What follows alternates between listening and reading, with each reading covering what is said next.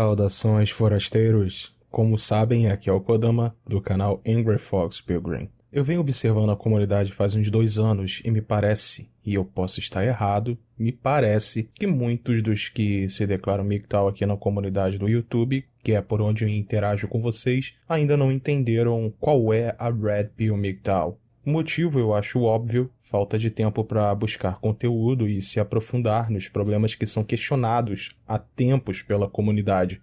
E eu totalmente compreendo isso. Muitos dos MGTOW BR vieram da Real, pelo que eu sei. E a Red Pill da Real se trata de como lidar com as mulheres espertinhas e como não cair nas garras delas. Isso acaba causando confusão, porque quando um realista se torna MGTOW, vem também com uns cacuetes, uma mentalidade que, para um desavisado, acaba dando a impressão de que MGTOW é somente uma crítica ao comportamento da mulher moderna e ao feminismo, e isso está errado. Os canais de tradução que eu sempre coloco na descrição trouxeram os principais fundamentos da Red Pill MGTOW, dos canais em inglês, e infelizmente eles não recebem toda a visibilidade que merecem.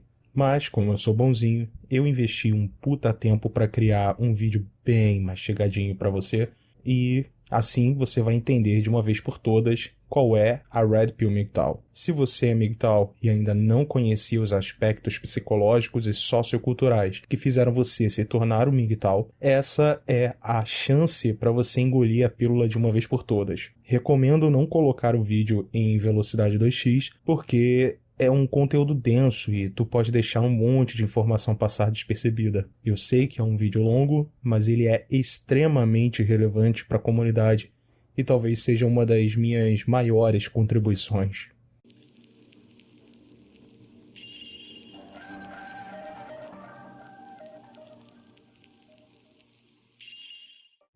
Voltemos um pouco no tempo, nas antigas civilizações.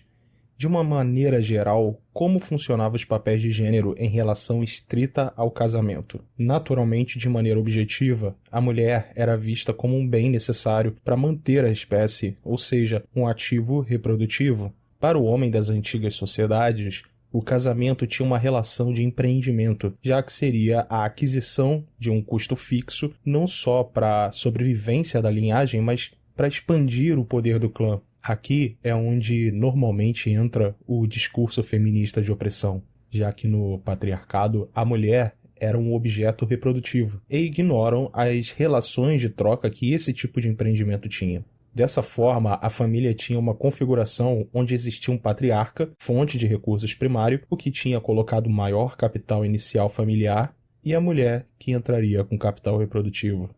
O homem assume mais riscos, pois ele entrava com o capital inicial familiar a curto prazo, ou seja, ele trabalharia para acumular recursos e estar pronto para iniciar a família. Enquanto isso, a mulher entra com capital a longo prazo, pois ela pagaria a parte dela dando filhos a esse homem que lá na frente seria fonte de recursos para a família. Ou seja, o homem precisaria prover recursos e proteção durante um bom tempo até ver o retorno do investimento que seriam os filhos, uma mão de obra para os negócios da família. Esse arranjo de casamento possibilitava a associação entre famílias e promulgava também a família estendida, levando à riqueza e prosperidade de todos. A mulher, sendo o elemento mais frágil, tornava-se dependente perpétuo do marido, e por isso havia uma dívida, por assim dizer, da troca familiar, ou seja, uma obrigação para que a mulher tivesse acesso aos recursos do marido. Nos aspectos sexuais, a mulher era introduzida ao casório muito cedo e a menstruação determinava quando a menina estava pronta para debutar. Isso dava ao marido total responsabilidade sobre a sua educação, comportamento e caráter. Sendo assim, a mulher reconhecia a liderança e a autoridade do marido e o marido construía a mulher através da instrução. Era uma época sem junk food e comidas industrializadas, então a beleza e saúde da mulher tinha maior durabilidade. A expectativa de vida era de 50 anos e 10 a 20% da população masculina estava sendo mutilada em guerras, portanto a população feminina era bem maior. Sendo assim, havia um entendimento da mulher que foi afortunada, porque uma mulher que não casava precisaria arrumar um jeito de se sustentar. Na hierarquia familiar, A mulher era abaixo do marido e por isso tinha menos responsabilidades por causa da relação de autoridade. Se a mulher cometesse um pecado, cometeria um pecado contra o seu marido e ele a castigaria por isso. O divórcio sem culpa não existia, então a mulher não poderia deixar o marido por causa do tédio. Não há registros históricos de romantismo ou juras de amor até então, sendo o casamento um empreendimento, um negócio para a família realizado de maneira modesta e privada, sem um espetáculo de consumo extravagante. Até aqui vemos que não há uma clara influência hipergâmica a nível epidêmico, como veremos mais adiante. Por isso, minha investigação iniciará no nível psicológico, uma teoria de como os aspectos neurobiológicos influenciam na derrocada patriarcal e resultando numa sociedade genocêntrica. Veja, feminismo, tradicionalismo, tudo isso são apenas os sintomas de uma desordem daquilo que é natural, da posição dos papéis do homem, da mulher e da família. Mas também não posso ignorar que as ideologias não sejam uma ferramenta de engenharia social para a propagação de um comportamento adequado com o coletivo esperado. Mas desde que sejam tratados como ferramenta gatilho, que simplesmente desperta o padrão mental que já está programado profundamente na mente do sujeito. A investigação vetorial precisa ser feita de dentro para fora e determinar o limite de onde se inicia a consciência coletiva que irá influenciar o comportamento do sujeito de fora para dentro. Como ponto de partida, precisamos estabelecer que o ser humano tem um conjunto de programações, padrões, passadas através da cadeia genética. São informações dos nossos ancestrais que carregamos em nosso DNA e isso determina a nossa espécie. A neurociência vai afirmar que a programação psicológica básica também é passada por essa gênese e pelo processo de aprendizagem é que se constrói a personalidade. É como se você comprasse um computador somente com o Windows instalado, sem nenhum aplicativo a mais, e com o tempo você fosse instalando programas nele para otimizar as tarefas do dia a dia que precisam ser realizadas. Bom, nesse software base do ser humano vem instalado já alguns comportamentos primitivos, e no homem é a dominância, na mulher é a hipergamia. Esses dois fatores é o que faz a natureza realizar a seleção natural dentro da espécie humana, porque sua inteligência sobrepujou as demais espécies, se colocando no topo da cadeia alimentar. Isso quer dizer que o homem seria o predador do homem. Pense em quantos milhões de anos essa informação genética foi passada de geração em geração até chegarmos ao homem civilizado. Consegue perceber o quanto essa informação genética foi reforçada durante centenas de milhares de anos até chegarmos nos grandes impérios antigos? A dominância é um comportamento primitivo resultado dessa programação. Em outras palavras, é uma herança genética, um aprendizado passado através das eras armazenado no próprio DNA masculino. Enquanto a hipergamia direciona a mulher para buscar recursos nos homens, a dominância impulsiona os homens a competir com outros homens a fim de adquirir recursos e ter sucesso reprodutivo. Esse é um dos motivos que homens geralmente não sentem empatia por outro homem aleatório. Quando ele olha um homem qualquer reclamando de algo, ele não pensa, aqui está um irmão, ou poderia ser comigo, então vamos ouvi-lo, vamos ajudá-lo. O homem geralmente não sente essa empatia por causa da competição contínua estimulada pela dominância. E mesmo que ele não esteja pensando conscientemente nisso, seu cérebro vai direcionar suas ações. O homem só consegue vencer esse instinto e trabalhar em conjunto com outros homens quando possuem um propósito maior ou um alto senso de compaixão, seja por uma ética filosófica, moral, religiosa, etc. Isso não quer dizer que ele estará imune aos impulsos da dominância, mas é provável que ele direcione esses impulsos para um propósito de vida. Existe um pensamento antropológico moderno de que a dominância faz parte de um contexto histórico-social. Eu já tendo a acreditar mais nas evidências biológicas que irão refletir no meio social. Ou seja, fatores biológicos influenciam no comportamento que influenciam no meio social. O homem, em seu aspecto primitivo, exercia a dominância liderado pelas funções básicas armazenadas ainda na sua mente mais velha, composto pelo cérebro basal e sistema límbico, como tratado no Triune Brain in Evolution, do neurologista Paul G. MacLean. O desenvolvimento do neocórtex, ou cérebro racional, foi um grande salto no processo evolutivo, e é ele que nos diferencia dos demais animais, E segundo MacLean, é apenas pela presença do neocórtex que o homem consegue desenvolver o pensamento abstrato e tem capacidade de gerar invenções. A mente racional também serve de filtro para as novas ideias que nos são apresentadas. É como um freio aos nossos impulsos primitivos. Por exemplo, quando alguém fica embriagado, isso rebaixa a influência desse filtro e a pessoa pode perder o pudor, lobo límbico, ou ter dificuldade de processar informações visuais, lobo occipital, ter confusão mental, lobo parietal, etc, etc. Ou seja, esse freio do bom senso está ligado com essa evolução. A partir daí, o homem foi identificando seus impulsos mais profundos e construindo um pensamento que controlasse esses instintos, definindo o que seria certo, errado e definindo uma regra moral que guiasse sua vida, uma regra que ele pudesse medir a si mesmo e aos seus princípios. E desses baixos instintos da dominância nasceu também os altos valores da dominância. Antes, a violência era praticada para copular com as fêmeas ou por território. Agora o homem só poderia usar de violência justificada, alinhada com a justiça e as regras que ele mesmo criou. Dessa forma, a coragem, que basicamente é o desprezo pela morte e pela dor, era uma característica que todo homem deveria ter, e especialmente na Roma Antiga, onde o conceito de virtus era o que diferenciava um homem nobre de um homem fraco. Podemos perceber que hoje não há qualquer herança da cultura romana. A glória em batalha ou por fazer algo grandioso pelo seu país foi substituído convenientemente pela bravura de construir recursos para dividir com a sua esposa. Dizem, não seja covarde, colocando a coragem que falavam os romanos no mesmo patamar de uma mera validação social que dita que um homem bem-sucedido é um homem casado.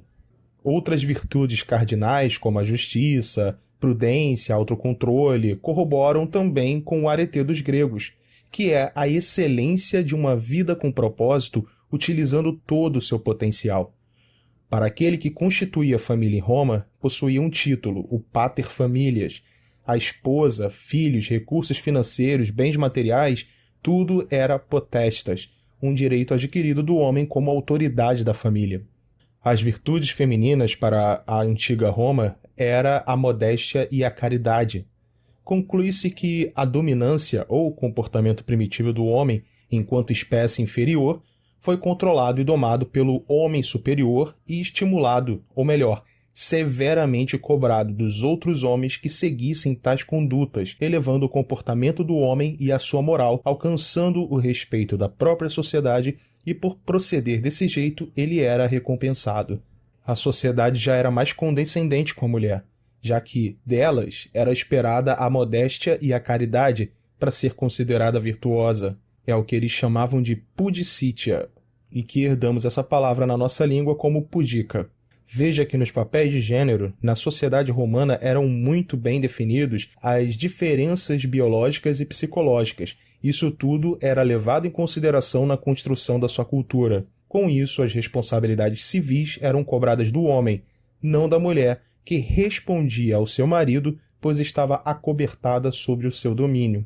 Essa cultura não nos foi dada de herança, já que, para os humanos atuais, esse tipo de relação era muito extrema, muito retrógrada. Essa cultura foi completamente subvertida após a queda do Império Romano, e na Idade Medieval, outro tipo de comportamento começou a surgir: o amor romântico.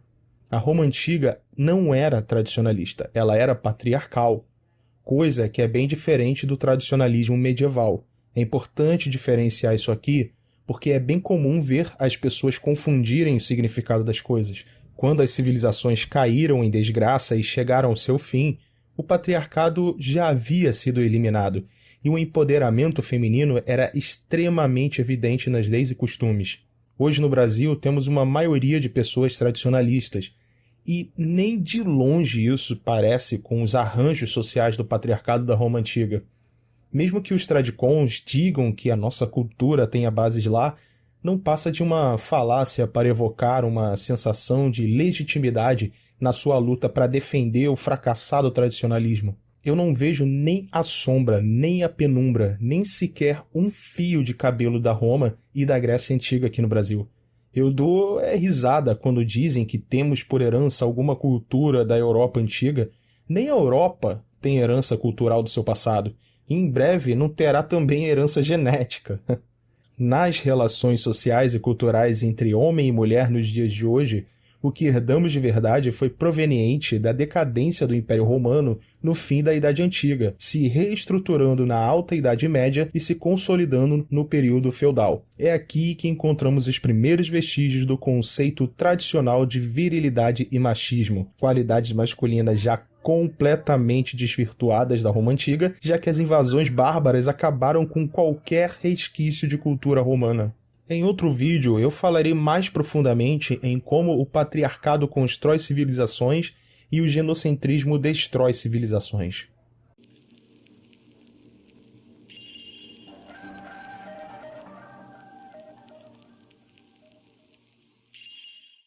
Tenho para mim que as raízes do genocentrismo encontram-se na própria natureza do homem, naquilo que eu chamo de indulgência patológica, que é uma tendência inconsciente do homem da confiança, condescendência e comiseração para as mulheres em geral, enquanto não possui nenhuma empatia com os outros homens. Enquanto a dominância do homem racional os estimula às conquistas e à construção de um caráter superior, o homem primitivo, proveniente de sua mente mais profunda e mais velha, entra em conflito com a razão. Veja, a teoria da mente triuna dita algumas regras mentais que eu devo considerar em minha análise. Para que fique mais claro, preciso nomear as três mentes de maneira mais popular e assim facilitar o entendimento. Nossa mente é dividida em inconsciente, subconsciente e consciente. Para fins didáticos, usarei essas terminologias. Como disse antes, o cérebro basal, ou reptiliano, corresponde ao inconsciente. O cérebro límbico, o subconsciente, e o neocórtex, o consciente. Imagine que sejam três irmãos, sendo o inconsciente o mais velho, o subconsciente o irmão do meio e o consciente o irmão mais novo. Apesar da interdependência, as três mentes operam de maneira hierárquica, então não importa o quão racional você se define, quem vai dar a palavra final será o seu cérebro emocional. A mente emocional, ou subconsciente, e aqui engloba o inconsciente, foi quem nos guiou durante todo um processo evolutivo e sua função principal era a nossa autopreservação e isso inclui também a reprodução. Enquanto o Homo sapiens sapiens, após o despertar da nova cognição, ou neocórtex, foi a época em que começamos a justificar as nossas emoções e nomear tais emoções com aquilo que chamamos de sentimentos. Mas então, o que é a emoção? A emoção é a reação do corpo. Por exemplo, quando estamos angustiados, sentimos um aperto no peito. A angústia é o sentimento. O aperto no peito é a emoção. Agora, por que estaríamos angustiados? Esse é o momento que o cérebro racional irá justificar analisando os dados evidentes e apresentar um resultado. Então, a relação subconsciente e consciente é assim. Existe um padrão emocional instalado no seu subconsciente e ele tem um gatilho. Quando ele é acionado, o corpo sente o estímulo e reage, e a mente racional justifica aquela emoção. Com esse fluxo explicado, agora você entende por que você tomou uma decisão que aos olhos de qualquer um parecia estúpida, mas para você fazia sentido. Agora vamos a um exemplo.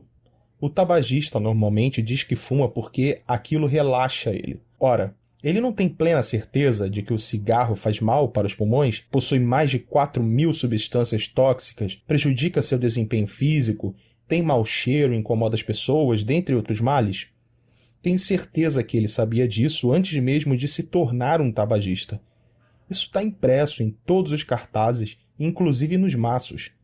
Então por que diabos ele começa a fumar? Ele diz que é para relaxar, que isso ajuda a pensar, que ajuda a descansar depois de um dia estressante. Isso é a mente consciente criando a justificativa para uma demanda emocional que ele não entende, porque a emoção é algo ilógico. A mente subconsciente tem uma linguagem estritamente emocional, então ela não consegue se comunicar com a mente consciente na mesma frequência. Então a mente racional inventa qualquer coisa. Mais detalhes no vídeo A Engenharia da Mente, que eu vou relançar aqui, porque eu não quero me alongar num assunto tão complexo, mas isso que eu expliquei de maneira simplificada está de acordo com a neurociência, que é uma área que eu sou entusiasta. Por causa do dimorfismo sexual fazer a mulher mais frágil fisicamente que o homem, por sua vez desenvolveu uma prática de autopreservação que está instalada na sua herança genética. Assim como o homem possui a dominância, a mulher possui a hipergamia.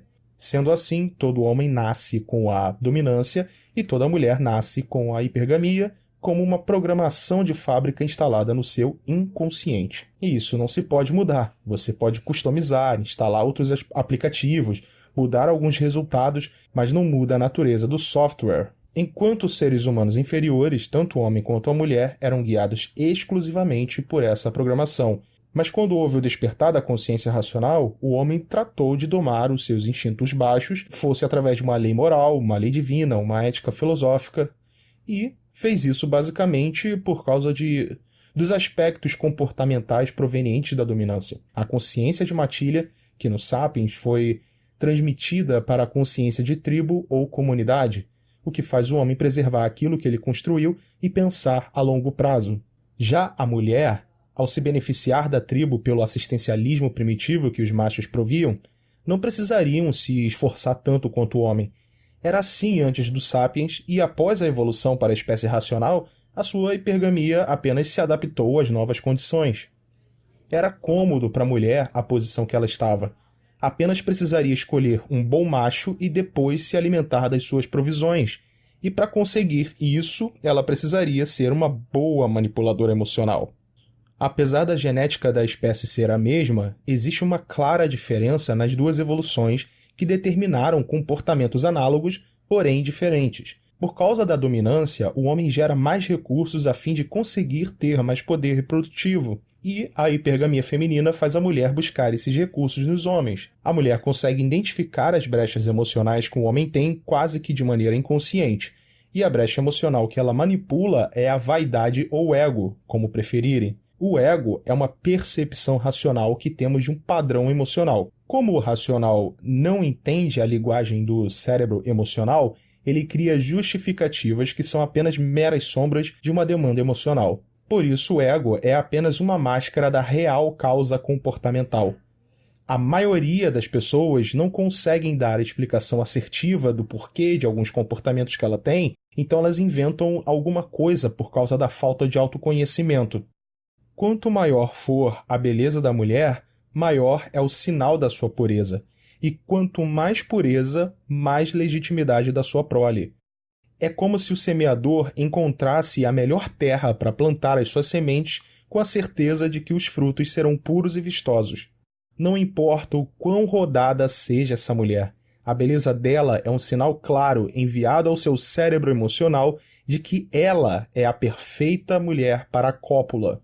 Pessoal, entendam, por mais que você pense que os seres humanos sejam algum tipo de seres divinos, devido à sua crença religiosa, aqui eu estou sendo bem científico ao afirmar: o ser humano é um indivíduo emocional com lapsos de racionalidade. Em outras palavras, o ser humano não passa de um chimpanzé metido a sabichão, ou, se preferir, um chimpanzé pedante. Se você quer entender a natureza do ser humano, deve ter isso em mente. Nós não somos muito diferentes dos animais. Não há nada de especial em nós. A natureza não está nem aí quando ela provoca um tsunami que varre do mapa desde as formigas até o mais sábio dos homens. Ela não faz distinção dos seres. Ela é amoral. Ela só faz o que tem que ser feito. Então, voltando. O cérebro racional é a percepção da realidade externa do ser. O cérebro emocional é o conteúdo interno do ser. O homem exterior versus homem interior. Espero que eu esteja conseguindo fazer você me acompanhar até aqui. A indulgência é uma confiança e complacência patológica que o homem tem em relação ao sexo oposto por causa de um mecanismo que filtra essa informação externa e bate com o conteúdo interno. A indulgência é um filho pródigo da vaidade e do ego do homem. Quando a vaidade do homem é manipulada pelo sexo oposto, o homem tende a realizar as glutonarias dos desejos femininos para ter acesso, ainda que remoto ou impossível, do aparelho reprodutor da mulher. Isso é o que leva um cara a comentar na foto de uma mulher que ele jamais irá se relacionar sexualmente, por exemplo, elogiando uma modelo ou atriz no Instagram, porque racionalmente ela é de impossível acesso, mas a mente emocional dele não consegue realizar isso. Para a mente, basta dar um impulso. Aquilo que a sua mente emocional acredita, você acredita. Quando o seu cérebro instintivo manda um impulso, ele não quer saber se você conseguirá a empreitada ou não.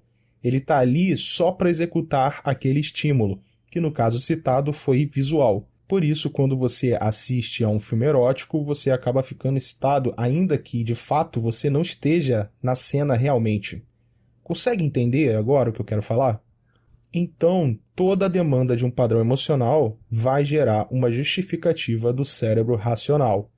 E se a indulgência é a demanda de um padrão emocional, a presunção de hipossuficiência ou hipermoralidade da mulher é a justificativa racional.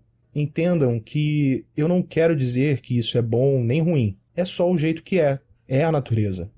A dominância nos leva a gerar recursos para fins de reprodução, e cedemos às investidas das vontades femininas por causa dessa indulgência, da mesma forma que cedemos às crianças, pois os efeitos comportamentais são os mesmos que temos com a criança, razão pela qual as mulheres se comportam feito crianças quando querem algo de um homem. Essa simulação infantilizada na mente de um homem entra pela mesma porta, mas acessa outras partes cerebrais mais ligadas aos mecanismos de prazer e recompensa, como falarei mais adiante. E elas sabem disso instintivamente. Então isso é apenas uma análise hipotética, mas para esse ensaio eu precisava defender essa ideia, porque essa confiança e complacência não é uma construção social. Ela é biológica e sem ela as fêmeas humanas não teriam sobrevivido à seleção natural. É justamente por causa dessa indulgência que, em tempos de prosperidade econômica, o ginocentrismo começa a desabrochar, como veremos no próximo capítulo. O homem apaixonado é como um adicto que precisa da sua dose o tempo todo. E naquele momento a sua dominância foi subjugada, não pela mulher, mas por ser um homem permissivo e se render à sua vaidade por causa desses estímulos. Os circuitos ativados no cérebro apaixonado são os mesmos do vício, jogando sua dopamina lá no alto, ao passo que diminui a sua serotonina. É o que os usuários de sintéticos chamam de bad trip. Consumindo o entorpecente da paixão é equivalente a dopamina lá no alto, euforia, recompensa, e aí quando o efeito passa, serotonina lá embaixo, tristeza, abstinência. Eu acredito que isso seja um mecanismo que a natureza criou para compensar esse dimorfismo sexual. E, portanto, sem esses fatores patológicos, não teríamos a indulgência e as fêmeas humanas poderiam ser eliminadas diante da seleção natural. A natureza é amoral. Ela não está nem aí para o que é certo e o que é errado. Ela só cria um mecanismo para dar continuidade ao fluxo da vida. E foi isso que ela fez para se ter mais equilíbrio nessas relações entre homem e mulher. Então, para a conclusão desse capítulo, vamos revisar esse fluxo. O instinto reprodutivo e o dimorfismo sexual superior masculino em relação das mulheres são os parâmetros biológicos da dominância. Esses parâmetros estimulam o homem a ter certo comportamento violento e apático com os outros homens, ao passo que age de forma completamente oposta com a mulher, sendo em geral empático, condescendente e piedoso com elas. Esses gatilhos geram um aprendizado no subconsciente, desenvolvendo um padrão emocional causador do comportamento da indulgência patológica. Os padrões são reforçados pelas experiências de vida e, quando recebem uma recompensa por agirem assim, o subconsciente cria um sistema repetitivo e contínuo, ou seja, um hábito. O ego do homem justifica esse comportamento como o correto e projeta isso em alguma desculpa, sendo ideológica, como o tradicionalismo e o feminismo, ou o protecionismo hipogâmico, um fetiche sexual como o cuckold e o cavaleiro branco, ou até mesmo tudo isso junto dentro do mesmo pacote que é o complexo ginocêntrico. E tudo isso é o que eu chamo de indulgência patológica. Agora que entendemos as causas psicológicas e conseguimos encontrar o vetor interno causador do ginocentrismo, é que iremos entender o fato dos homens serem os responsáveis pelo mesmo, por causa do afrouxamento e permissividade por conta da própria vaidade. E essa permissividade se torna epidêmica numa época de prosperidade econômica ou estabilidade civilizacional. Dessa forma, os alfas que dominam aquela civilização começam a permitir o ginocentrismo para terem mais acesso à reprodução. Agora vamos ao vetor externo, que são as causas socioculturais. Então vamos voltar ao período feudal.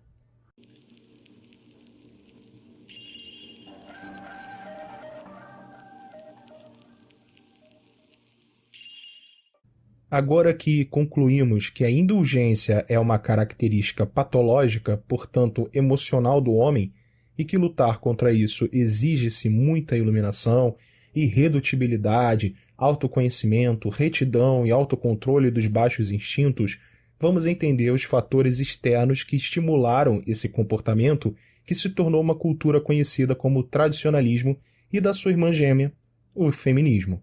Existe um ditado bem conhecido que diz assim: homens fortes criam tempos fáceis e tempos fáceis geram homens fracos, mas homens fracos criam tempos difíceis e tempos difíceis geram homens fortes. Esse ditado resume bem os ensinamentos do livro The Fate of Empires, ou O Destino dos Impérios. É uma lição histórica em poucas palavras. Nossa história remonta à Europa no século XII, quando uma espécie análoga do slogan "Faça amor, não faça guerra" começou a surgir. Tudo começou quando um movimento artístico conhecido como amor cortês começou a dominar o cenário cultural da época.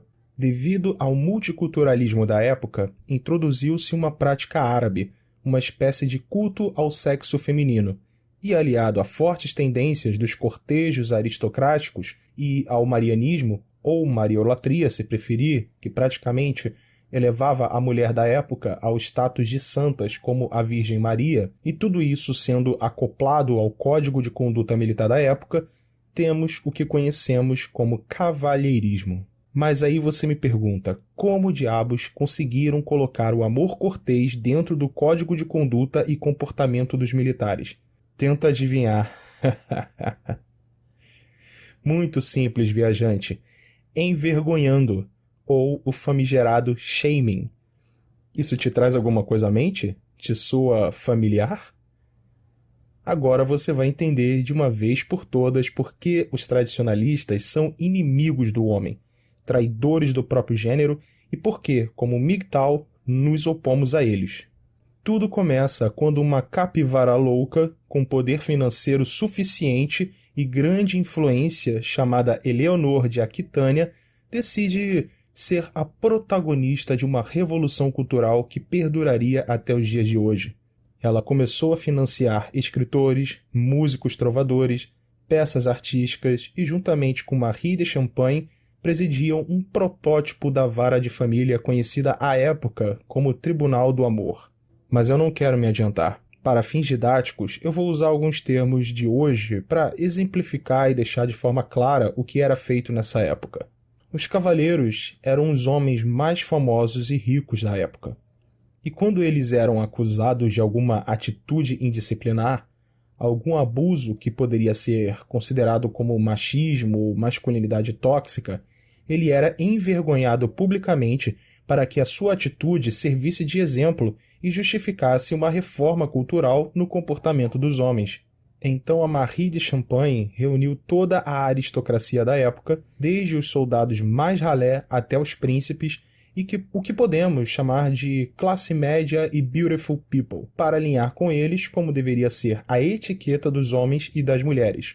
Um exemplo disso é que a caça foi considerada um comportamento grosseiro, sendo substituído por jogos de cavalaria, de forma a domar a inclinação dos homens à caça. Marie tinha um desejo profundo de convencer os homens da sociedade sobre as suas falhas, uma espécie de me desculpe por ser homem, e prescrever o amor romântico e, simultaneamente, a adoração às mulheres como remédio. Através dessa cartilha, foi introduzido o amor romântico como parte da conduta do Código Militar, e assim domar, como elas chamavam, a brutalidade e a desordem dos homens. A ideia de que o amor é enobrecedor e necessário para a educação de um cavaleiro vem dessa época. O homem de verdade eram os melhores amantes e, por conseguinte, os melhores cavaleiros. Como braço dessa revolução cultural, havia o marianismo ou a mariolatria. Embora houvesse um consenso da Igreja em relação a homens e mulheres serem igualmente herdeiros do pecado, as atitudes cristãs de base em relação ao gênero feminino começaram a evoluir nesse período. Nesse momento surgiu uma nova veneração das mulheres como contraparte da Virgem Maria, juntamente com a ascensão do cavalheirismo e do amor cortês, que teve o efeito de elevar o status das mulheres e enfraquecer a ideia anterior em que as mulheres herdaram o pecado original. E Maria tornou-se a noção consensual de mulher na época, uma espécie de Virgem Maria no céu, mulher na terra. Depois dessa mudança, os homens continuaram a ser vistos como pecadores buscando a redenção, tentando imitar Cristo, enquanto as mulheres eram cada vez mais vistas como as contrapartes da Virgem Santa na terra, puras, perfeitas desde o momento do nascimento, virgens e com menos foco em sua necessidade de redenção. Dito de outro modo, após a Idade Média, menos ênfase foi dada à herança feminina pecaminosa de Eva e mais ênfase à sua semelhança com Maria. Mesmo com a divisão protestante do catolicismo, a ideia de mulher pura e santa que se desenvolveu a partir da veneração de Maria foi levada adiante, mas sem a ênfase católica na pessoa de Maria. Enquanto a elevação ginocêntrica de mulheres se enraizou na Igreja, sua origem veio em grande parte de fora, em uma completa intersecção de crenças pagãs, um culto árabe às mulheres, cavalheirismo, amor cortês, seitas marianas heréticas, especialmente entre as classes aristocráticas que costuravam esses elementos juntos em uma cosmovisão ginocêntrica popular. No século XI, o culto da Virgem Maria se tornou amplamente popular. A reverência concedida à Virgem foi estendida ao sexo feminino em geral, e como um vassalo devia obediência ao seu senhor feudal, ele também devia o serviço e devoção à sua dama. Assim, havia um serviço de amor como havia um serviço de vassalagem, e o amante ficou com a sua dama em uma posição análoga à do vassalo para o seu soberano. A aristocracia e a Igreja desenvolveram a doutrina da superioridade das mulheres. Tal adoração uniu tanto a pessoa da Virgem no céu como a da terra, e que transmitiu ao mundo moderno o ideal do cavalheirismo. O culto da Virgem e o culto da cavalaria cresceram juntos e continuamente reagiram um ao outro. O culto da dama era a contrapartida mundana do culto da Virgem, e foi uma invenção da aristocracia medieval. No cavalheirismo, a adoração romântica de uma mulher era tão necessária quanto a qualidade do cavaleiro perfeito na adoração a Deus, ou seja, era considerado a adoração de uma dama tão próxima quanto a de Deus. O arranjo estava feito. Agora que o poder do amor foi estabelecido, a querela feminina foi satisfeita e o amor romântico a todo vapor dentro do código de cavalaria, começamos a ver o comportamento dos soldados românticos muito próximo do que a gente vê hoje. Por exemplo, ele vai lutar até morrer por sua dama, cartas de amor na linha de frente, uma foto amarrotada da sua namorada em algum bolso do uniforme, em vez de ser pela pátria ou pelo rei, é o seu amor por ela, que agora impulsiona o sacrifício militar de um homem. Filmes que retratam guerras ou aventuras sempre têm um herói e sua dama parando por um longo beijo, com as bombas explodindo e prédios caindo ao redor deles, como se sugerisse que toda aquela carnificina é por causa dela. Um exemplo recente disso é o filme John Wick Parabellum, que por sinal eu curti muito esse filme. Mas em determinado momento perguntam para o John o motivo de tudo aquilo, pelo que ele continuava lutando. Ele responde que é para manter a memória da sua amada viva. Quantos filmes já assistimos de um cara que desafia tudo e a todos pela vingança da sua falecida dama? É como eu já disse, o feminismo se trata da inferioridade da mulher, e por isso ele quer diminuir e emascular os homens para deixá-los inferiores às mulheres, e assim elas conseguirem uma vantagem. O tradicionalismo se trata de divinizar a mulher, colocando ela num status de superioridade e santidade que os homens não são dignos de beijar os seus pés, e deve disponibilizar todos os seus bens e a própria vida a ela. O cavalheirismo gera o feminismo, e o feminismo não se sustenta sem o cavalheirismo. É um sistema que se retroalimenta. O cavalheirismo nunca foi medida para virilidade na mesma forma que o virtus da Roma antiga, ou a ética da virtude grega. Nunca. Antes da Idade Média, a declaração de paixão entre os casais eram feitas de forma privada. Se fossem feitas em público, eram vistas como suspeitas. Chegou na era do cavalheirismo, os homens foram obrigados a fazer declarações extravagantes, homenagem às deusas na praça, nos jogos de cavalaria, promover eventos românticos luxuosos, emascular um homem de tal forma que, como a mídia atual é o YouTube, vejo homens fazendo vídeos e mais vídeos de declaração à sua amada, ou cedem espaço para ela aparecer em seus vídeos e deixam elas até envergonharem eles para toda a sua audiência. Hoje é aceito que uma mulher bata, humilhe e envergonhe um homem publicamente, enquanto ele precisa tratá-la feito uma princesa da Disney. Olha o que uma escritora pró-feminismo, a Modesta Pozzo, escreveu no ano de 1590.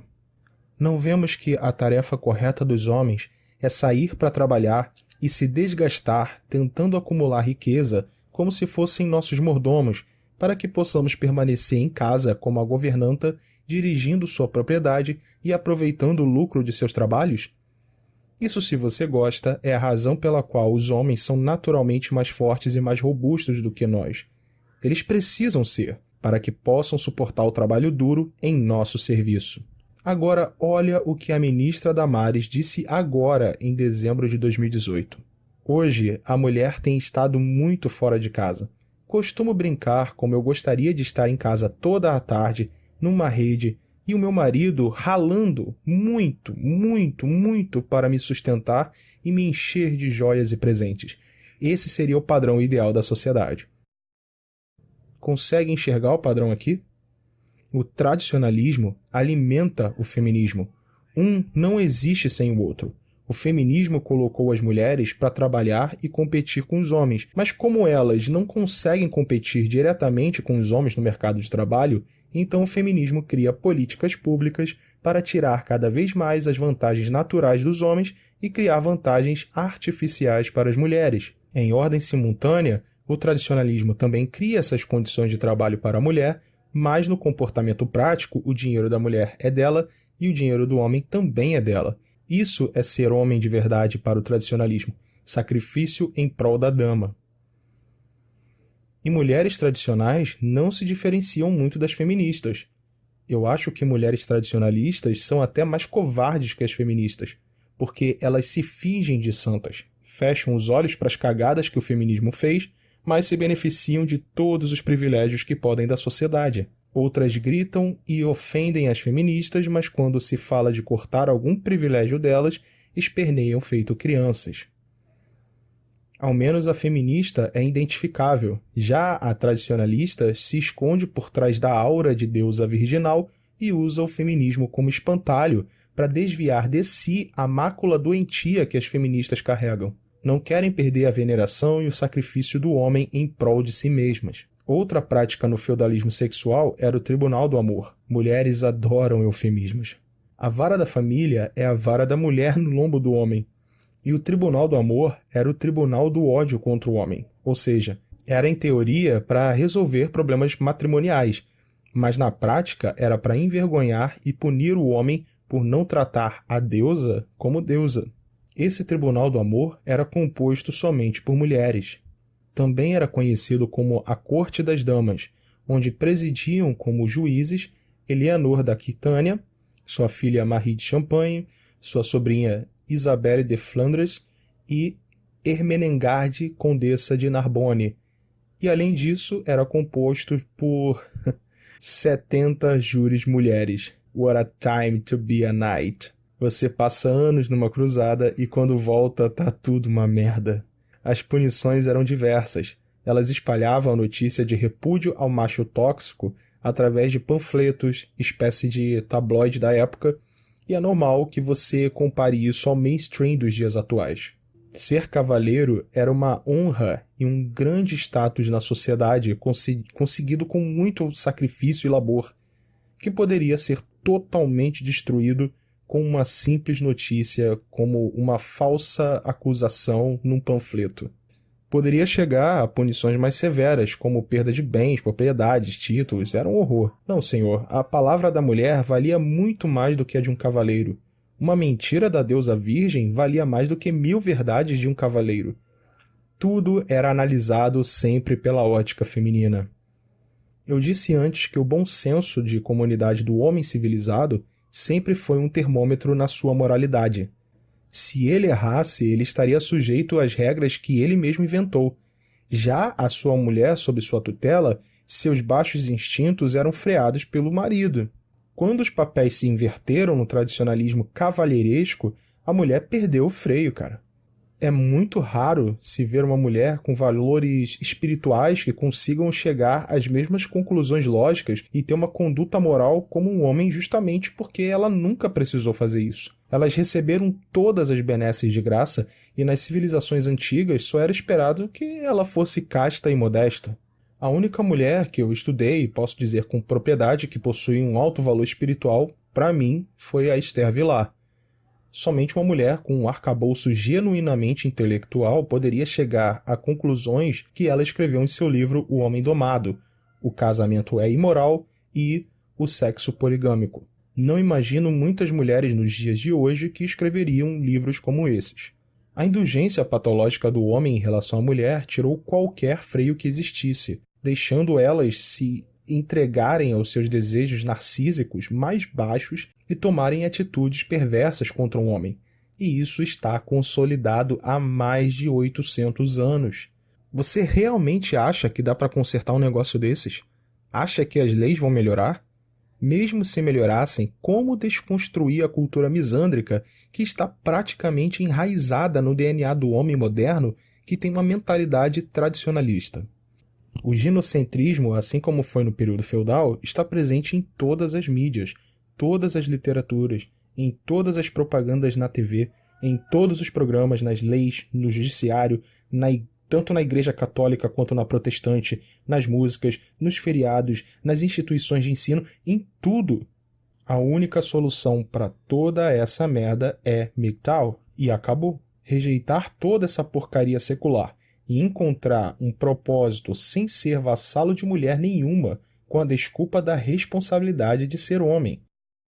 Esse era shaming há mais de 800 anos atrás. Um cidadão grego ou da Roma Antiga, olhando isso, hoje preferiria ser perfurado por uma espada na guerra a ter que se submeter a tudo isso só para ser considerado homem de verdade.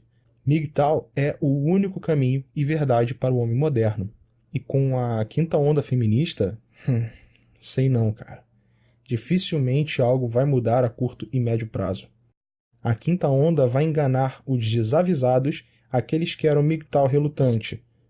Podem achar que as coisas vão melhorar e aí vão voltar para a plantação e, na verdade, o sistema ginocêntrico só vai dar um passo para trás para depois voltar com mais força. A única solução e opção de salvação da sociedade que vejo é o patriarcado full hard. Mas isso é utopia. O mais provável de acontecer é uma tecnocracia. Tá aí, mais um vídeo que tá para ser produzido para vocês. Enfim, tradicionalistas e feministas são tudo o que uma sociedade que quer ser saudável não precisa.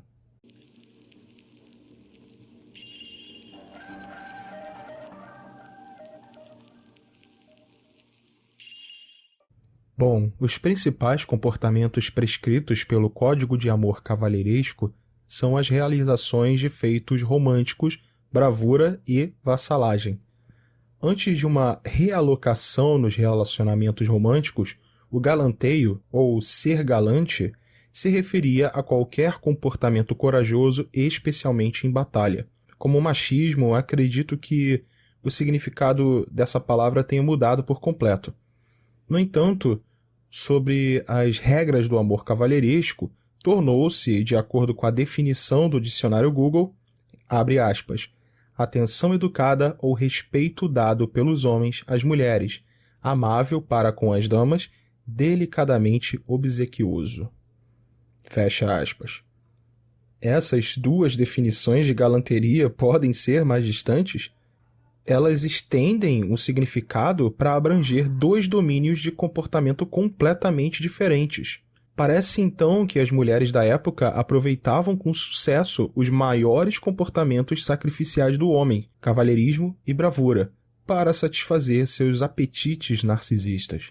Um vassalo é definido como um servo, um escravo, um subordinado ou dependente, ou uma pessoa que entrou em uma obrigação mútua com o senhor ou monarca no contexto do sistema feudal na Europa medieval. As obrigações frequentemente incluíam apoio militar e proteção mútua em troca de certos privilégios, geralmente incluindo a concessão de terras mantidas como um feudo. A vassalagem no amor cortês foi então utilizada como um conceito que Maurice Valence chamou de o princípio modelador de todo o design do amor cortês. Se era um cavalheiro, ou um trovador, ou um plebeu, a rotina de vassalo para a mulher era a ordem do dia, exatamente como é hoje. Os poetas adotaram a terminologia do feudalismo, declarando-se vassalos da dama e dirigindo-se a elas como middens, que etimologicamente não é minha senhora, e sim meu senhor, e foi tomado como bajulação padrão de uma mulher. Uma prática particularmente notável, mostrando uma adaptação do modelo feudal, envolvia o homem ajoelhado sobre um dos seus joelhos diante da mulher. Ajoelhando-se dessa maneira, ele assume a postura de um vassalo. Ele fala, prometendo a sua fé, prometendo como homem de um suzerano não oferecer seus serviços a qualquer outra pessoa. E ele ainda vai mais longe. À maneira de um servo, ele faz dela um presente de toda a sua pessoa, um mortal sendo presenteado pelo amor divino. Até hoje ouvimos esses cacoetes saindo da boca de homens que conhecemos, que já treinam a vassalagem no namoro, depois na cerimônia de atestamento de gado vassalo, conhecida como casamento, e mesmo depois do casamento, as juras precisam ser reforçadas e demonstradas todos os dias.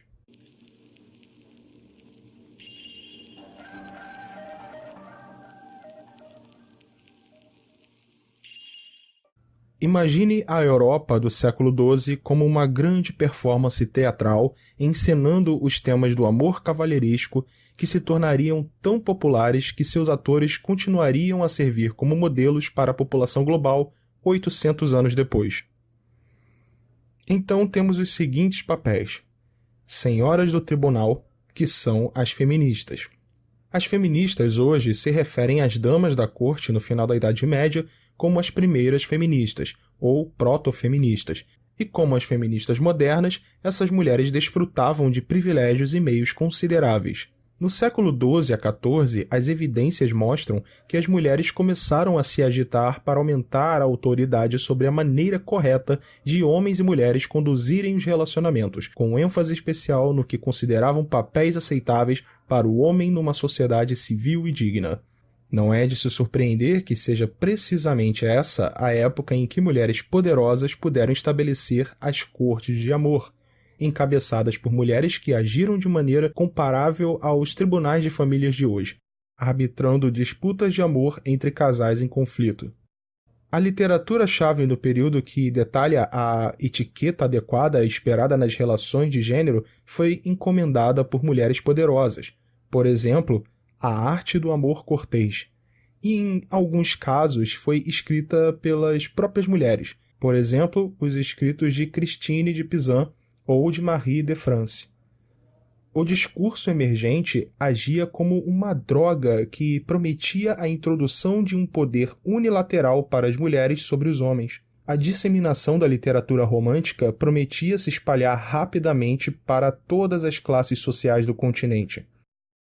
Temos vivido com as consequências desde então, uma revolução muito mais significativa para a história das relações de gênero do que a introdução da pílula anticoncepcional e do divórcio sem culpa, sendo estes últimos meros produtos acidentais gerados dentro de uma cultura maior de amor cavalheiresco. Os arquétipos introduzidos na sociedade por essas senhoras de alto nascimento são instantaneamente reconhecíveis. A donzela em perigo são as mulheres inocentes, mulheres desamparadas, mulheres como vítimas. a princesa, são as mulheres mais belas, mulheres como sujeitos narcisistas exigindo devoção, mulheres merecedoras de privilégios especiais, e as senhoras nascidas no alto, mulheres moralmente puras, mulheres como preciosas joias, mulheres como superiores, mulheres como titulares. E essas ilusões asseguravam que as atenções dos homens seriam dedicadas às mulheres, um programa tão bem sucedido que as feministas modernas continuam a moldar a paisagem cultural de hoje com a propaganda de seus antepassados protofeministas. E assim como seus antepassados, as mulheres continuam a usar narrativas constrangedoras para facilitar sua herança pedestalizadora. Cavaleiros brancos. Essa metáfora se refere a tais indivíduos heróicos, homens que são galantes de muitas maneiras, mas principalmente das formas erradas, como se mostrar a mulheres ao mesmo tempo em que se delicia em competir e machucar outros homens. Mais do que qualquer outro jogador nessa peça, os cavaleiros brancos se especializam em comportamento galante com o objetivo de impressionar e finalmente conseguir que seus egos sejam acariciados pelas mulheres. Para esses primeiros cavaleiros brancos, o torneio, precursor dos torneios esportivos modernos, consistiam em competições cavalheirescas ou lutas na Idade Média. Nessas lutas, os cavaleiros estavam dispostos a ferir seus semelhantes para ganhar o elogio das espectadoras. Os competidores eram observados em uma batalha por mulheres que atiravam as suas peças de roupas nas arenas para que os esportistas usassem a peça de uma mulher em particular e a representassem na arena. Os homens estavam basicamente lutando por ela, assim como faziam em outros lugares em campos de batalhas reais. Ao galante homem que ganhou seu torneio seria concedido uma oportunidade para brincar com a mulher que ele representou no ringue. Nós mantemos essa tradição ginocêntrica hoje como os torneios de futebol, torneios de artes marciais e assim por diante, todos projetados para mostrar proezas masculinas, onde os competidores vencedores se divertem depois com as melhores damas. Outras atividades dos cavaleiros brancos incluem impressionar as mulheres com grandes gestos de proteção. Por exemplo, a iniciativa do escudo verde com a dama branca. Era uma ordem de cavalaria fundada por Jean Lemaitre e outros 12 cavaleiros em 1399, comprometendo-se durante 5 anos com a proteção das mulheres. Inspirado pelo ideal do amor cortês, o objetivo declarado da ordem era guardar e defender a honra, propriedade, bens, reputação, fama e louvor de todas as damas e donzelas.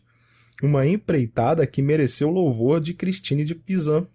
Lemaitre, cansado de receber queixas de senhoras, donzelas e viúvas que alegavam estar oprimidas por homens poderosos e não encontrando nenhum cavaleiro ou escudeiro disposto a defender a sua justa causa, fez um juramento escrevendo uma longa carta onde explicava o seu propósito para que fosse divulgado amplamente na França e além de suas fronteiras. A carta explicava que qualquer moça, jovem ou velha, que se encontrasse vítima de injustiça poderia pedir um ou mais cavaleiros por compensação, e esse cavaleiro responderia prontamente e deixaria qualquer outra tarefa que ele estivesse realizando para combater pessoalmente o opressor da dama. As semelhanças dessa ordem com empreendimentos contemporâneos, como a campanha White Ribbon, nos quais os embaixadores masculinos juram a todas as mulheres nunca tolerar, desculpar ou permanecer em silêncio sobre a violência contra as mulheres e intervir e agir contra qualquer homem acusado de delito contra uma mulher. Trovadores 1. POAs, promotores do gaming. O trabalho dos trovadores era espalhar a palavra sobre as virtudes do amor cavalheiresco através da música, poesia e contação de histórias. Tanto a aristocracia quanto os plebeus gostavam de ouvir histórias sobre bravura e as damas eram varridas com poemas épicos de amor, enquanto os trovadores praticavam os rituais do amor cavalheiresco.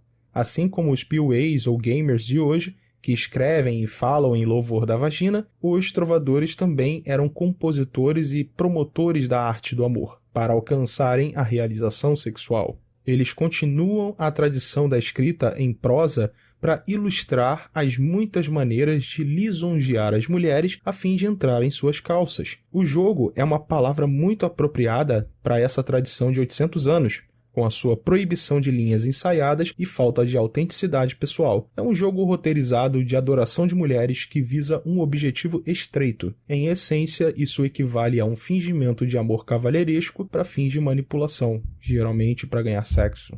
Quando as mulheres modernas chamam esses jogadores de homens de verdade, elas podem estar muito próximas dessa marca. Enquanto eles pessoalmente pretendem rejeitar o cavalheirismo, no entanto, adotam seus princípios para alcançar o que querem. Trovadores 2. Homens pró-feministas ou manginas. Ao contrário dos trovadores mencionados que defendiam um amor voltado para a realização sexual, o Trovador 2 defendia um amor mais idealizado de desejo que não se consuma na realização sexual. Em essência, esses homens mais pareciam Romeus bajuladores do que Casanova excitado. O conceito norteador para eles era chamado de amor puro. Tais homens eram particularmente prevalentes no norte da França, enquanto no sul vemos os trovadores 1, celebravam um amor mais carnal, no qual se buscavam encontros sexuais completos. Outra coisa que distinguiu os trovadores do tipo 2 do primeiro é a autenticidade. Esses homens pareciam se identificar completamente com o papel e não eram meramente jogadores. O desejo de servir as mulheres como vassalo ou talvez como escravo masoquista fazia parte do seu caráter. Pense na versão de hoje como os homens pró-feministas, que trabalham servilmente para transmitir a mensagem de seus superiores feministas, assim como esses trovadores se dedicavam à defesa do comportamento narcísico das suas damas. O papel da vassalagem se aplica aqui mais do que em qualquer outro personagem da Idade Média. Não como uma rotina meramente pretensiosa para ganhar sexo, mas sim, de fato, como uma afirmação da alma. Tem muito cara que está no celibato involuntário não por questões genéticas, mas pela idealização das mulheres da mesma forma que esses trovadores do tipo 2 tinham.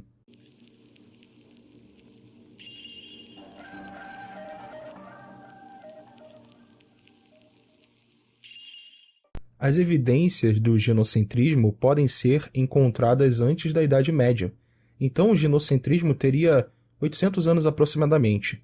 Mas para determinar se a tese é válida, primeiro precisamos definir o que é ginocentrismo. O termo ginocentrismo tem estado em circulação desde 1800, com a definição geral sendo focada nas mulheres, preocupado com as mulheres. Adam Kostakis classifica ainda mais o ginocentrismo como, abre aspas, sacrifício masculino em benefício das mulheres e a deferência de homens para mulheres. E conclui, o ginocentrismo, seja pelo nome de honra, nobreza, cavalheirismo ou feminismo, sua essência não mudou. Permanece um dever peculiarmente masculino de ajudar as mulheres nos botes salva-vidas, enquanto os próprios homens enfrentam uma morte certa e gelada. Fecha aspas. A partir dessas definições, vemos que o ginocentrismo poderia se referir a qualquer prática centrada na mulher numa sociedade, ou mesmo a um único ato ginocêntrico realizado por um indivíduo. Com esse amplo uso em mente, concluímos que a expressão cultura ginocêntrica se define como qualquer cultura que institui regras para relações de gênero que beneficiam as mulheres às custas dos homens em uma ampla gama de medidas. Na base de nossa atual forma de ginocentrismo está a prática do sacrifício masculino imposto em benefício das mulheres. Se aceitarmos essa definição, precisamos olhar para trás e fazer a seguinte pergunta sobre se os sacrifícios masculinos ao longo da história sempre foram feitos para o bem das mulheres ou, alternativamente, por causa de algum outro objetivo principal. Por exemplo, quando os homens iam morrer em grande número nas guerras, era para as mulheres ou era para o homem, o rei e o país? Se foi pelas mulheres, então podemos afirmar que isso foi resultado de uma cultura ginocêntrica intencional. Se o sacrifício não é destinado ao benefício das mulheres, mesmo que as mulheres sejam ocasionalmente beneficiárias do sacrifício masculino, então não estamos lidando com o ginocentrismo. A descartabilidade masculina, estritamente para o benefício das mulheres, vem fortemente após o advento da Revolução de Gênero do século XII na Europa, uma revolução que nos deu termos como bravura, cavalheirismo, amor cavalheiresco, cortesia, romance e assim por diante. A partir desse período, as práticas ginocêntricas cresceram exponencialmente, culminando nas exigências do feminismo de hoje. Em resumo, o ginocentrismo era, na melhor das hipóteses, um fenômeno espaçado antes da Idade Média, após o qual se tornou onipresente. Com tudo isso em mente, faz pouco sentido falar de cultura ginocêntrica a partir da Revolução Industrial há apenas 200 anos atrás, ou 100 ou 30 anos atrás, ou de ter 2 milhões de anos, como alguns argumentariam. Nós não estamos simplesmente lutando com 2 milhões de anos de programação genética. Nosso inimigo, culturalmente construído, é muito, muito mais simples de identificar e as evidências históricas são fortes.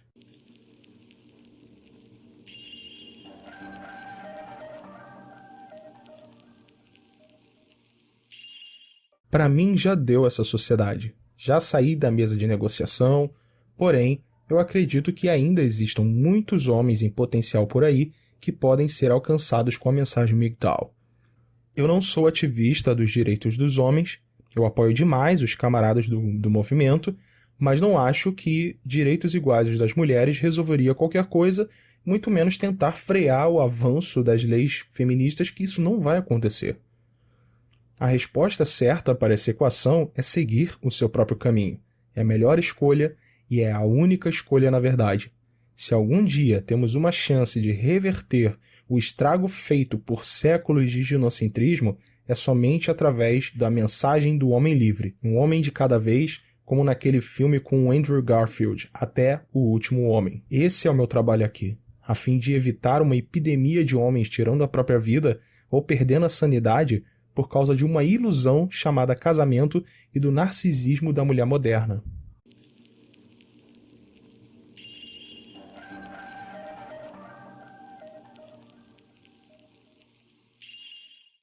Eu acredito que até aqui o meu objetivo foi alcançado. Então vamos revisar tudo o que eu falei até aqui. O complexo de cultura ginocêntrica se inicia primeiro identificando uma complacência patológica do homem com a mulher, o que eu chamo de indulgência. Essa indulgência é uma marca psicológica do homem que cede os desejos e vontades femininos, caso contrário, elas nem teriam recursos e nem teriam sobrevivido ao processo de seleção natural. É um mecanismo que a natureza desenvolveu para compensar o dimorfismo sexual do macho e da fêmea na espécie humana. Porém, com o surgimento do homem civilizado, esses aspectos psicológicos se tornam mais perigosos, sendo justificados indevidamente como uma presunção de hipossuficiência pelo feminismo ou hipermoralidade feminina pelo tradicionalismo, pelo fetichismo hipogâmico, cuckold, cavaleiro branco, etc., entre outros já citados. O colapso é o destino de todas as civilizações, e isso não é uma teoria, e sim um fato. E notamos que estamos próximo do colapso, quando percebemos a degeneração social ou o desprezo pelos valores que foram o fundamento para aquela civilização. Após o colapso de uma civilização, outra se forma com valores mais fracos do que a antecessora, pois herda muito mais as fraquezas, pois estão cronologicamente mais próximas.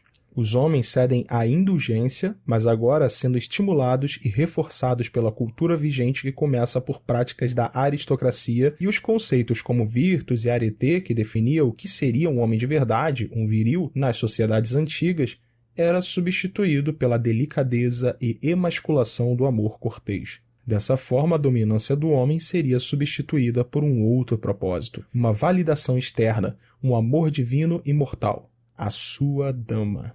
Devido ao crescimento econômico e uma transição para um sistema monetário, houve um êxodo rural e as pessoas começaram a se aglomerar nos centros, facilitando a propagação epidêmica do idealismo ginocêntrico. As mulheres da alta mesa da aristocracia desejavam uma reforma cultural nas relações homem-mulher, por isso começaram a financiar trovadores, escritores, menestréis, peças teatrais, para espalhar o amor romântico rapidamente. Mulheres das classes mais altas, até as mais baixas, se encantaram por aquilo e começaram a exigir tais comportamentos dos homens.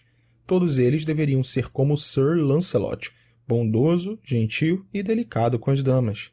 A estratégia era simples: criar um modelo ideal de homem domesticado, convencer as mulheres que devem exigir que os homens sejam daquele jeito, como nos contos, com uma desculpa que assim seria mais fácil o acesso à reprodução, e com esse cenário montado, começam a questionar os papéis de gênero e falar da opressão da mulher pelos homens, e isso fez com que o amor cortês fosse introduzido no código de conduta da cavalaria, surgindo então o cavalheirismo e assim adestrar os homens. Eliminam todas as práticas masculinas de diversão, substituindo elas por algo que fosse mais condizente com as vontades femininas. Assim surgiu os torneios e os esportes genocêntricos, que eu particularmente gosto de chamar de rinha dos cucks ou rodeio de manginas. Uma revolução cultural não se faz sem o apoio da religião, e o paganismo, proveniente das imigrações orientais, principalmente um em particular, um culto árabe ao feminismo, foi sendo absorvido aos poucos pelo clero, resultando no marianismo, ou culto à virgem, que tinha como a sua contraparte terrena o culto à dama, elevando a mulher ao status de santidade. Eleanor e sua filha Marie criam o Tribunal do Amor, composto somente por mulheres para julgar os casos matrimoniais e punir os homens. Era a justiça feminista da época. E pronto, esses são os fatores gerais que geram o complexo de cultura ginocêntrica. Na linha do tempo, na sequência, vemos o debate sobre os status das mulheres, escritoras feministas e tudo se preparando para ser absorvido pelo marxismo com a luta de classes. Na burguesia surgem as sufragistas, essas mesmas que os neoconservadores adoram passar a mão por cima da cabeça, mas que tinham a mentalidade idêntica das mulheres da aristocracia feudal. Tudo vai se desenrolando para a segunda e terceira onda feminista. Os justiceiros sociais também surgem e chegamos aos dias de hoje. Espero que tenha ficado claro quais são as raízes do nosso problema hoje, que é o ginocentrismo, e as razões do MGTOW rejeitar os papéis de gênero tradicionais. Estamos vendo a história do século XII se repetindo: aglomeração de pessoas nas metrópoles, surgimento de novas tecnologias, crescimento econômico, globalização, imigração, influência de outras culturas, avanço do ginocentrismo e degeneração comportamental. Mesma coisa aconteceu na Revolução Industrial, mesma coisa aconteceu na Segunda Guerra e a mesma coisa vem acontecendo até os dias de hoje. O patriarcado morreu no auge da Grécia e Roma Antiga, e depois disso os valores masculinos foram completamente relativizados, só sendo considerado o homem aquele que se sacrificar por uma mulher. Agora estamos caminhando a passos largos para uma transição de idade para a era tecnocrática ou qualquer nome que os remanescentes deem daqui a 100 ou 200 anos, e vamos ver até onde os homens fracos, ou seja,